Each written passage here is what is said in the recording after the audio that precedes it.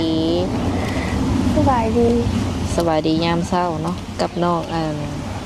น้องแก้วเนาะโดยตื่นแต่เช้าจากกันเนาะตื่นเช้าของบ่ได้ลูกมันหนาวเออ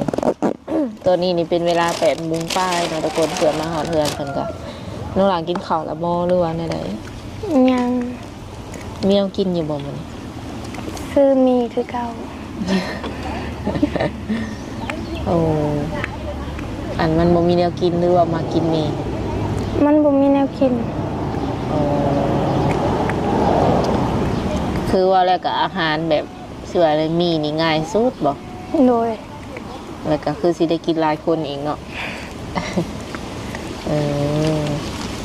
บ่ได้ไปหาน้ำไม้น้ำมันบ่เนาะล่ะบ่ได้ไปมื้อนี้ปกติก็ไปไปหาแต่เก่าแบบว่าบนหาอยู่หากินนี่ไกลบ่จากเพื่อนน้องล่ะไปไก่นั่นแหละอ๋อ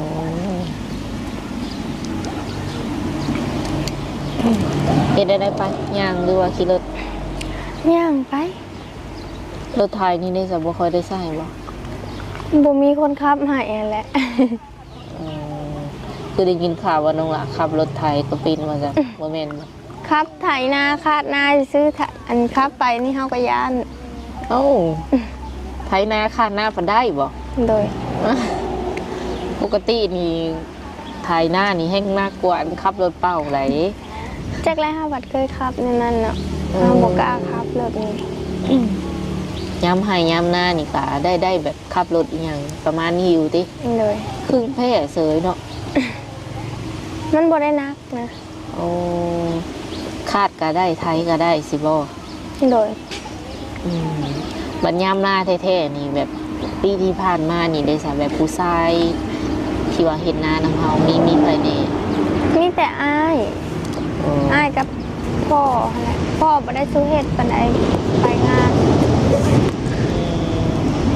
ก็มีแต่อ้ายเจ้าแล้วก็กับเจ้าบ่เป็นหลักโดยมื้อนี้แม่เพิ่นไปไสซะน้องล่ะจักลงไปเว้าเวียกอีหยังเขามาซื้อดินใกล้ๆหั่นนะแต่ลงไปเว้าเรื่องใบตะดอกตะดินบ่เฮาก็บ่ฮู้ของพี่น้องบ่พี่น้องน่ะขายแล้วบัดจักแนวใดได้เว้าเวียกกันว่าไปลงไปเบิ่งแดดโอ้ คือดินที่เพิ่นสิขายนะมันติดกับดินของน้องโดยก็เลยว่าให้ไปเบิ่งเนาะทุกคนเป็นอะไรสาหลังจากเปิดใจมีคนทักทายเข้ามาอยู่บ่เห็นอยู่ผู้หนึ่งอยู่ทางแอปบอกอยู่แอปอยู่วอทแอปโดยปัจจุบันนี้น้องหลานได้ไปตักไลน์หรือยังFC หลายคนถามว่าอันเป็นอย่างน้องคือบ่ตักไลน์ประมาณนี้นะลองฟังให้เพิ่นฟังแน่เดี๋ยวตอนแรกโหลดมาว่ามันสิตั้งได้ง่ายนะมันเป็นตัวภาษาอังกฤษมันก็เลยบ่ฮู้เฮาค่ะโปรเจกต์ในตั้งก็สิไปให้ห้านเขาตั้งกับบ่มีรถไปเพราะอะไรมันเป็นภาษาเฮาเพิ่นอ่านบ่ได้เนาะแบบวิธีตั้งมันบอกว่าเห็นนั่นเห็นนี่แต่มันเป็นภาษาอังกฤษประมาณนี้นะ MC ก็เลยว่ายากคันว่าภาษาไทยหรือว่าลาวนี่ยังอ่านได้บ่โดยบ่มีรถที่คันสิไปจ้างตั้งกะเฟซนี่ได้สาเหตุอยู่บ่คนทักทายมาเห็นอยู่เพิ่นทักมามีแต่ว่าทักครับซื่อๆแล้วก็บ่ได้ตอบโยก็แบบนั้นแหละเนาะคือบ่ตอบเพิ่นแน่น้องล่ะก็ตอบแล้วครับเพิ่นยังบ่ได้ตอบอ๋อหมายถึงว่าน้องตอบกลับไปแล้วเพิ่นยังบ่ทันตอบมาเลยก็เป็น FC ค่ะเลยเนาะเพิ่นก็ทักเข้ามาเล่นนำก็เพิ่นก็อยากทำความรู้จักถ้าว่าเป็นไปได้ก็อยากจีบค่ะแล้วน้องล่ะพอให้เพิ่นจีบอยู่ดีโดยเป็นอะไรคือว่าแบบสลืมสลืออยู่ คิดอย่างไรบ่หรือว่าอะไรใจลอย บ่ได้คิดอย่างแล้ บ่ได้คิดอย่างดี โดยบ่ได้คิด โดยแม่เพิ่นก็ถามอยู่ว่าเกี่ยวกับเรื่องเปิดใจของน้องหลาน แม่ก็ถามว่ามีคนทักมาอยู่บ่นั่นนั่นนี่แหละ ถามคือกันแม่ก็ โดย ก็คือแบบบ่ได้ซีเรียสบ่ว่าเพิ่นจะแบบทักไวทักมาไวหรือว่าซ่าประมาณนี้นะ บ่ อืมคือได้เข้าไปเบิ่งคลิปตัวเองอยู่บ่ซะหลังจากที่ว่าเปิดใจไปแล้ว เข้า เห็นตัวเองในช่อง YouTube แบบเป็นแนวใดบัดนี้ ธรรมดาสิเป็นหยัง บ่เป็นตาหักบ่ตัวเอง ได้อ่านคอมเมนต์บ่หลายๆคอมเมนต์ ได้อ่านอยู่ อืมมีคอมเมนต์ใดที่ว่าสะดุดตาสะดุดใจอยู่บ่ มีคนว่าแบบบ่จริงจอกบ่จริงใจแหละ อืม ว่าถ้าเปิดใจหาเอาเงินจังสั้นจังซี่ อืม คนหามันก็คิดบ่คือกันเนาะมันก็มีบางคน โดยแต่ว่าคนชมกะหลาย โดย หากคนตินี่ส่วนหน่อยเลยเบิ่งเนาะแม่นบ่ โดย อืมเป็นได้จากเวลาที่เพิ่นแบบเพิ่นคอมเมนต์ประมาณนั้นแบบว่าเฮาบ่จริงใจประมาณนี้นะรู้สึกแบบประมาณใดเนาะ จักสิคิดแนวใดนะเพิ่นเว้าไปโลดความคิดเฮากับความคิดเพิ่นมันผัดบ่คือกันนะ บ่ได้อยากให้หยังติ ก็ยังหาอยู่ อืมอยากให้อยู่เพิ่นแดดบ่ยับบ่ ยับก็ได้ มายับก่อนจะทุกคนโดย แต่ก็บ่ได้ถือสายหยังเพิ่นติหรือว่ายังแบบเครื่องใจอยู่ตอนนี้นะ บ่ซื่อซ่าดอกมันบ่แม่นความจริง แต่ที่เปิดใจนี่แม่นแบบว่าเปิดใจหาคู่แล้วว่าน้องละ โดย คันใดก็เอาคันบ่ได้ก็บ่เป็นหยังบ่ โดย หรือว่าแนวใด ได้ก็เอาบ่ได้ก็บ่เป็นหยัง ก็หาคนที่ว่าเพิ่นเคมีตรงกับน้องเนาะแล้วก็สิว่าในน้องฮักเพิ่นฮักน้องประมาณนี้นะทุกคน โด ก็ ย หาคนที่ว่าเข้าใจหรือว่าฮับได้ในตัวเพิ่น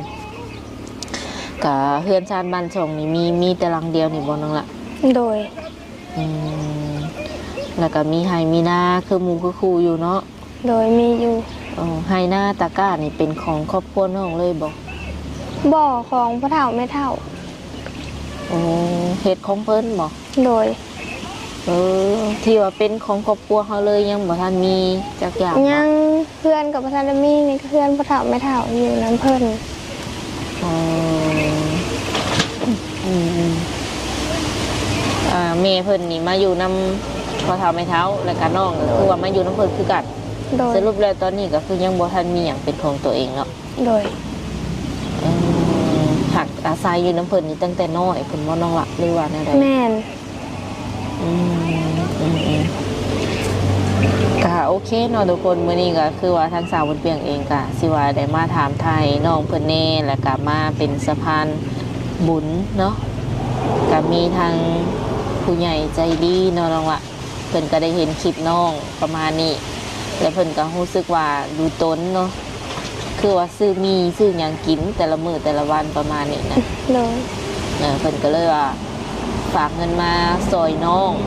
พอได้บรรเทาสิว่านี่หรือว่าซอยในระดับหนึ่งเนาะคือเงินบ่หน่อยบ่หลายแต่มันก็คือสิอยู่ได้โดนเติมแม่นบ่ โดย คือฟังน้องเพิ่นเว้ามื้อนั้นอีหยังบางมื้อก็บ่ได้ใช้เงินจักกีบเลยแม่นความจริงบ่ แม่น มื้อได้ใช้นี่ก็ได้ซื้อมีกิน 3,000 กีบบ่ โดยซื้อมีกับซื้อบัตร ลักๆนี่บัตรนี่ขาดบ่ได้เลยเนาะ คันแม่บ่ให้ก็2-3 มื้อเพิ่นได้เติมเทื่อหนึง อดเอาติ โดย โดยนั่นแหละเพิ่นก็เลยว่าเอ้าสาวบุญเปียงเนาะเป็นสะพานบุญให้อายเน่เนาะเอาเงินไปให้ทางน้องแก้วเพิ่นเน่เนาะพอได้ใส่ได้จ่ายหรือว่าซื้ออยู่ซื้อกินเนาะน้องล่ะ โดย เป็นจำนวนเงิน 1,000 บาท ถ้าเป็นเงินกีบก็600,000ปลายเนาะทุกคนเนาะตึ๊บมีแต่ว่าสิได้มอบเงินให้เพิ่นเลย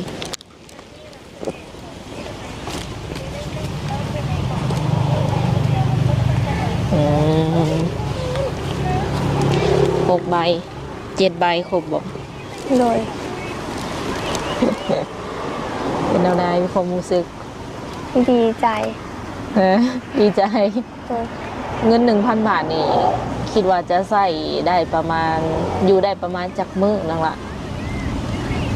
อันนี้กะโบฮูเพื่อก็ให้แม่ไว้ เพื่อเฮาก็เอาไว้อยู่100,000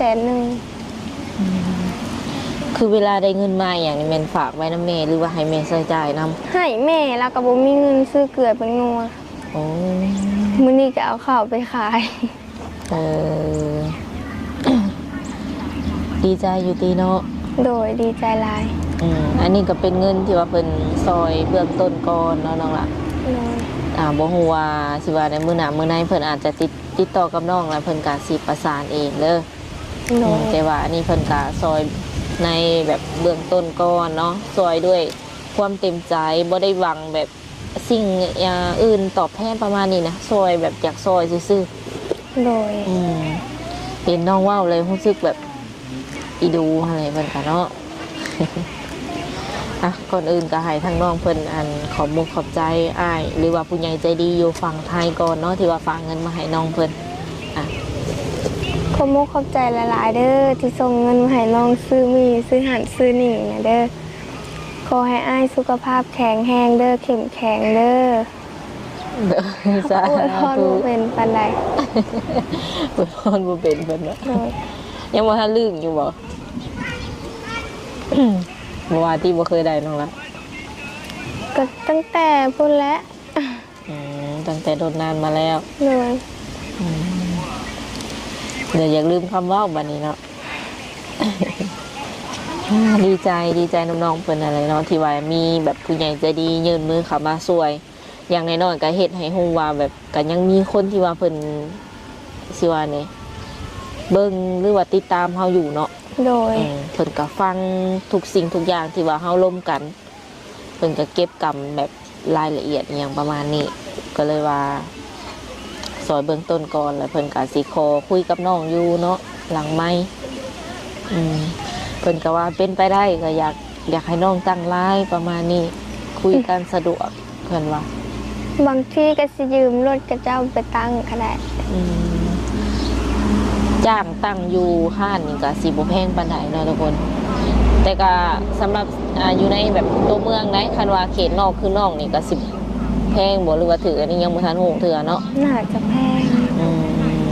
มันบ่ค่อยมีห้านหลายติ มี2-3ห้านบอก โอ้ ในบ้านนี่ก็มีห้านหนึงนะแต่มันไกล คือแบบว่าเวลาที่เฮาจิไปซื้อแนวอยู่แนวกินหรือว่าเขาวตัวเมืองนี่ไกลบ่ ไกล เครื่องใช้ของซอยนี่ซื้อจากบ้านเลยบ่หรือว่าไปตัวเมืองพุ่น เพื่อก็มาตั้งตลาดแกงเฮ็ด เออ ตลาดแกงเฮ็ดตลาดนาทราย โอ้ก็ซื้ออยู่นี่เอา โดย โดยคือว่าตอนนี้นี่ยังบ่ทันมีคนถูกใจป่ะหรือว่ามีคนสะดุดตาสะดุดใจอยู่ ยัง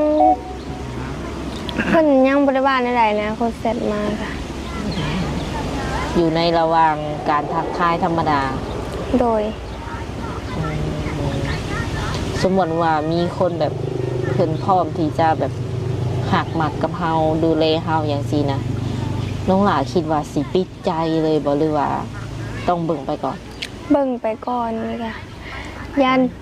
หรือว่าย่านเป็นคือเก่าเขาแหละ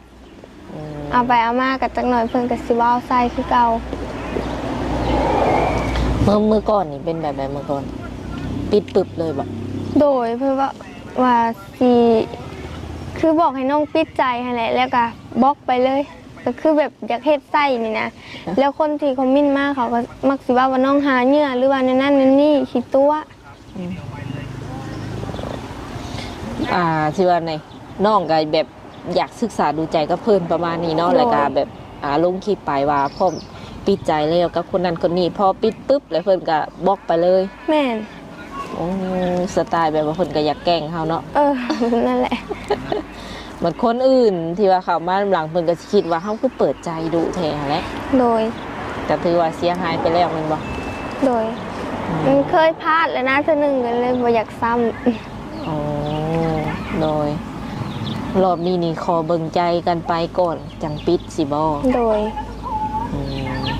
ก็ประมาณนั้นเนาะคำว่า FC คนใดที่เขามากอะอยากให้เข้าใจน้องเพิ่นประมาณนี้ เพราะว่าเคยมีประสบการณ์มาแล้วเรื่องความหักปิดปุ๊บเลิกปั๊บประมาณนี้ โดย เข้าบ่ได้ให้บ่ได้หยังเพิ่นบ่แบบคนที่เขามานะ บ่ เพิ่นจังหายไป บ่ได้ให้บ่ได้เว้าหยังคือน้องเว้าปีผ่านมาแหละเพิ่นเอาเครื่องเอาของมาให้แล้วน้องบ่อยากให้ถ่ายคลิปน้องเลยว่าบ่สะดวกเพราะว่าน้องก็บ่สบายปานใดแล้วเพิ่นว่าถ้าบ่ให้ถ่ายคลิปก็บ่ได้เครื่องแล้วเพิ่นเลยเอากลับคืนบัดนี้เอากลับคืนไปน้องก็ย่าบ่เป็นหยังเอากลับคืนไปได้ประมาณโดนเติบนี่แหละประมาณใกล้สิค่ำๆมาเอ้าแล้วคือนานเสร็จมาแท้ปกติแล้วก็โทรมาเสร็จมาเข้าไปเบิ่งวันนี้แล้วถึกบล็อกน้อง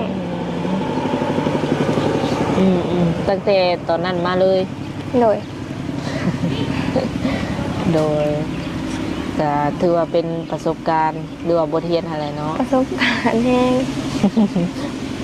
เป็นบทเรียนอันยิ่งใหญ่โต โดย โดย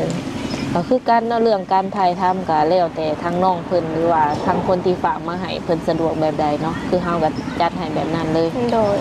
และอีกอย่างมื้อนี้นี่ทั้งน้องเพิ่นเองก็ยังบ่ทันมีไผก็เลยว่าอยากมาอัปเดตให้ FC ฟังนำก็ว่าได้เนาะคันว่ามื้อหน้ามื้อในน้องเจอคนที่ว่าคิดว่าโอเคแล้วอยากคุยกับเพิ่นเบิ่งก่อนอยากเป็นการส่วนตัวอีหยังอันนี้เฮาก็บ่ขอแบบหมู่นำเนาะมีแต่คุยกันส่วนตัวก็ได้ โดย โอเคมื้อนี้นี่บ่ได้ไปทางไหนติ บ่ บ่มีหมู่มีคุมมาหาบ่ ยังบ่ฮู้เทื่อก็ย่างมาลิ้นน้ำเทื่อก็นั่นเทื่อก็อยู่เพื่อน หมู่นี่อยู่บ้านเดียวกันนี่ โดย แบบยังอยากเชื่อในคือแบบตอนยังอยากคือสมัยก่อนอยู่เนาะแบบย่างไปอย่างประมาณนี้หา โด กั ย น ย่างไปลิ้นน้ำกันบ่มีรถได้สิไปไสกะหมู่ก็บ่มีคือกัน ดีแล้วเนาะเป็นผู้สาวที่ว่าอยู่ในสเปคของหนุ่มๆหลายคนว่าซั่นซะผู้สาวที่ว่าอยู่บ้านอยู่เพื่อนอยู่ซ่าน อยู่ก็อยู่เพิ่นบ่ได้ไปไส อดเอาเนาะ บางเถื่อมีสิว่าไหนมีแฟนในเมื่อหน้าอาจจะได้ไปหลินไปหังไปหยังแบบลายหม่องลายบอลเนาะ โดย อยากไปอยู่บ่ในใจอยากไปหลินอยู่สายบ่ในใจ อยากไป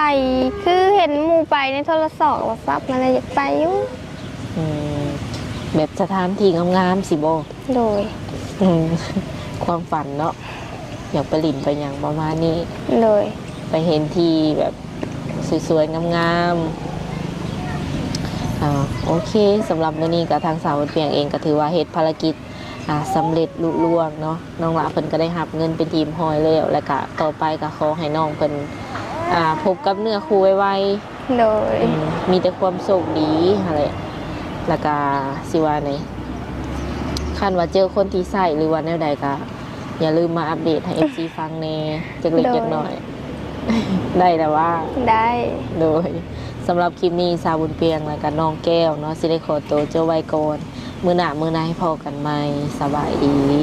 สบายดี